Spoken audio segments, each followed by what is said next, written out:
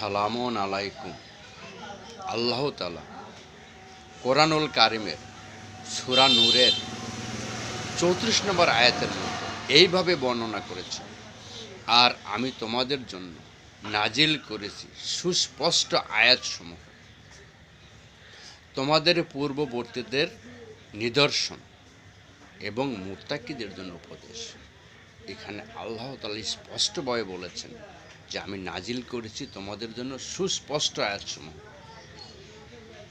কিন্তু আমাদের মধ্যে কিছু স্বার্থান্বেষী মহল তারা বলেন কোরআন শিখতে, কোরআন পড়তে, কোরআন বুঝতে মুহাদ্দিস হতে হবে, মুফতি হতে হবে, কোরআনে এ জ্ঞান অর্জন করতে হবে, ও জ্ঞান অর্জন করতে হবে, অমুকখানে পড়তে হবে, তমুকখানে পড়তে হবে।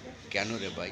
আল্লাহ বলল, সুস্পষ্টভাবে বর্ণনা করেছি, তোমরা বলতেছো এত জটিলতা, তোমাদের এত সাহস কোত্থেকে হলো?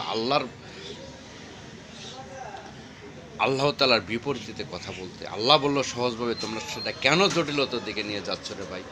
আমি ধর্ম শিখলে, আমি ধর্ম বুঝলে তোমারও অসুবিধা কোথায়? এইটাই বোঝার বিষয়। দয়া করে এইসব পথ পরিহার করে ধর্ম বোঝার সুযোগ সবার জন্য তৈরি করে দাও। ধন্যবাদ সবাইকে।